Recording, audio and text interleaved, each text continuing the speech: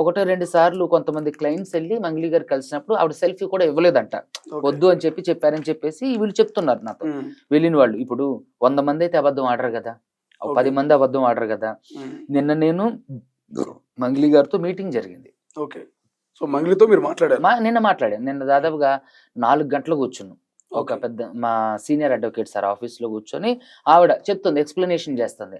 ఇలా అలా అలా సార్, ఇది సార్, అది సార్. పాపం వాస్తవానికి కష్టపడిపోయి కూర్చుని పిల్ల, నాకు కూడా బాధ అనిపిస్తుంది. కానీ నీ ఇన్వాల్వ్మెంట్ లేదని చెప్పడానికి ఆవిడ దగ్గర ఏ ఆధారం లేదు. నన్ను 100 మంది వస్తారు, మంగ్లీ ఇన్వాల్వ్మెంట్ ఉందని మీ దగ్గర ఆధారాలు? మంగ్లీ ఇన్వాల్వ్మెంట్ ఉందని చెప్తున్నారు క్లయింట్స్ అందరూ. ఇప్పుడు ఎవరైతే బాధితులు ఉన్నారో, విక్టిమ్స్ ఉన్నారో వాళ్ళందరం ఇందులో మంగ్లీ గారు వాళ్ళ ఇంటికి వెళ్ళామండి, మేము మంగ్లీ గారిని కలిసామండి అని కొంతమంది చెప్తున్నారు. మంగ్లీ గారు తమ్ముడు పెట్టుబడులు పెట్టండి అని చెప్పిన స్క్రీన్ షాట్లన్నీ కూడా నేను ఇచ్చా. సో తను ఎవడైతే మెయిన్ అక్యూజర్ ఉండో వాడితో పాటు కలిసి తిరిగినవి, ఆ కంపెనీ ఇనాగరేషన్ వీడియోస్, తర్వాత వీళ్ళు కలిసి తిరగటం, తర్వాత విక్టిమ్స్ అందరికీ కూడా నేను వెళ్ళి చెల్లించి చేసుకుంటున్నా, అందుకని నాతో ఉంటుండు, మేమంతా బిజినెస్ పార్ట్నర్స్ నుంచి తర్వాత బంధువులుగా అవుతున్నాం. ఇవన్నీ ఇప్పుడు మంగ్లీ గారు దీంట్లో ఏం చెప్తున్నారంటే మా తమ్ముడికి సంబంధం లేదు అని. మీ తమ్ముడికి సంబంధం లేకపోతే ఇప్పుడు మీరు చూసినట్లయితే మంగ్లీ గారి బర్త్డే పార్టీలో ఒక పెద్ద రచ్చ అయింది, మీకు తెలుసు. దాంట్లో ఈ మెయిన్ అక్యూజర్ మధు ఉండు, ఆ వీడియో కూడా నేను మీడియాకి ఇచ్చాను. మెయిన్ అక్యూజర్ మధు ఉండు, ఏది రమావత్తు మధు ఉండు. ఇంకోటి ఏంటంటే మన బాధితులు ఏం చెప్తున్నారంటే ఎవడైతే రమావత్తు మధు ఉన్నాడో వాడే ఆ పార్టీ అంతరికి ఖర్చు పెట్టి ఒక 15 లక్షల రూపాయల డైమండ్ నెక్లెస్ ఇచ్చింది సార్ అని కూడా చెప్తున్నారు వీళ్ళే. సో అందులో కొంతమంది వీళ్ళు వెళ్ళారని కూడా చెప్తున్నారు, కానీ లోపలికి ఎంట్రీ లేదు. సో అక్కడ ఈ మధుగాడు కూడా ఆ పార్టీలో ఉన్నాడు. ఇప్పుడు మంగ్లీ గారు కాదు లేదు వద్దు అంటానికి లేదు. ఒకవేళ ఆవిడ న్యాయస్థానాలకు మాత్రం ఒక రకంగా చెప్పాలంటే ఎవిడెన్స్ చూపించాలి. బట్ ఏం ఎవిడెన్స్ ఉంది మంగ్లీ డైరెక్ట్ ఇన్వాల్వ్మెంట్ ఉంది అనేది? ఏదైనా ఎవిడెన్స్ ఉందండి? ఎవిడెన్స్ చూపించడం అంటే వాంగ్మూలం కూడా ఎవిడెన్సే. ఎవరైతే డైరెక్ట్ గా వాంగ్మూలం ఇస్తున్నారో, ఎవరైతే ఈ మన బాధితులు ఎవరైతే ఉన్నారో వాళ్ళ వాంగ్మూలం కూడా ఎవిడెన్సే. ఎవిడెన్స్ అంటే చాలా మంది ఫ్రాడ్లు చేసేవాళ్ళు, క్రైమ్లు చేసేవాళ్ళు ఎవిడెన్స్ పెట్టుకొని చేయరు కదా. ఆవిడ కనీసం వీళ్ళు వెళ్ళిన వాళ్ళకి సెల్ఫీ ఇవ్వలేదంట. అంటే ఆవిడ ఇప్పుడు నేను ఏమంటానంటే దీంట్లో మంగ్లీ గారు ఇన్వాల్వ్ అయ్యి ఉన్నారా, ఇన్వాల్వ్ కాలేదని కోర్టు తెలుస్తుంది. కానీ మంగ్లీ వాళ్ళ తమ్ముడు శివ మాత్రం దీంట్లో మెయిన్ అక్యూజ్గా ఉండవు. మరి మంగ్లీ వాళ్ళ తమ్ముడు శివ మెయిన్ అక్యూజ్ అంటే మెయిన్ దాంట్లో ఉన్నప్పుడు మంగ్లీ గారికి ఈ విషయాలు తెలియకుండానే ఉంటాయా? క్వశ్చన్ కదా.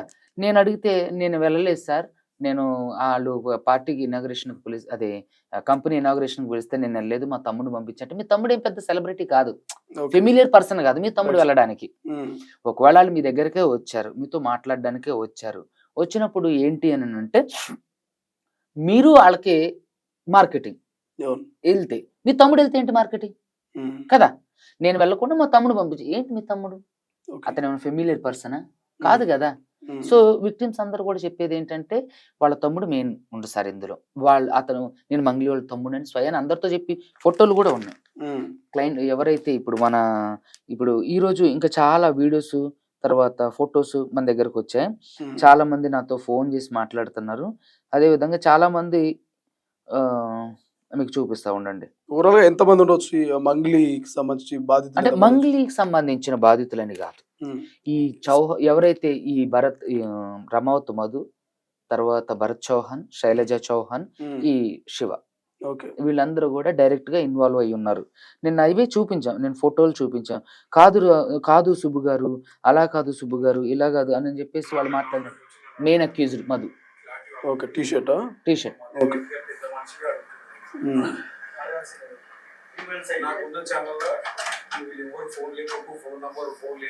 ఇవన్నీ కూడా వీళ్ళందరూ విక్టిమ్స్. చూడండి వీళ్ళందరూ విక్టిమ్స్, కూర్చున్న వాళ్ళందరూ. ఇవన్నీ ఉన్న వీడియోస్ ఇవ్వండి. రమావత్ మధు తను పట్టుకున్నప్పుడు నేను మీకు 2 నెలల్లో సెటిల్ చేస్తానని రాసి ఇచ్చిన ఫేక్ డాక్యుమెంట్లు.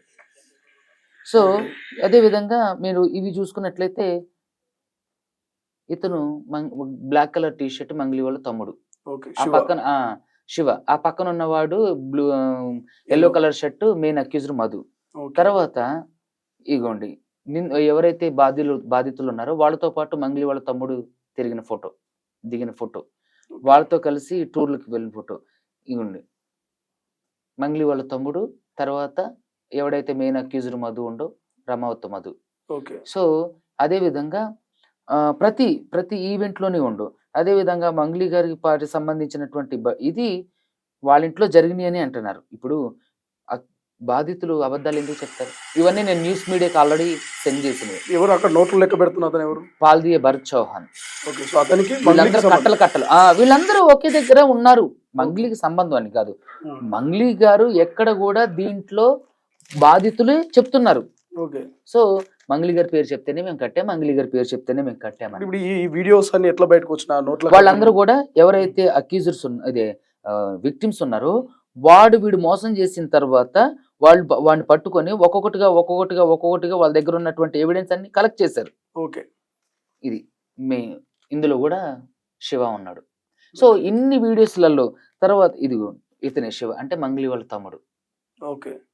ఇతను శివ ఇప్పుడు వీటిలలో ఉన్న అతను. సో నేనేమంటానంటే మరి ఇలాంటివి ఉన్నప్పుడు ఆవిడకి ఎందుకు తెలియవు చెప్పండి. ఇప్పుడు మన ఇంట్లో వాళ్ళు కొడుకు ఏం చేస్తుండు, తమ్ముడు ఏం చేస్తుండు, చెల్లి ఏం చేస్తుంది అనేది ఇంట్లో ఉన్న వాళ్ళకి తెలియదా?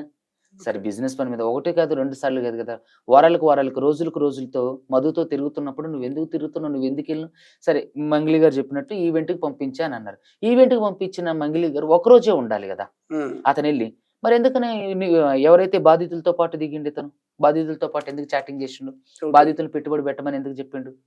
ఇదంతా ఏంటంటే పెద్ద స్కామ్. అసలైన తొలి వెలుగు. ఫాలో వాట్సాప్ @తొలి వెలుగు అఫీషియల్.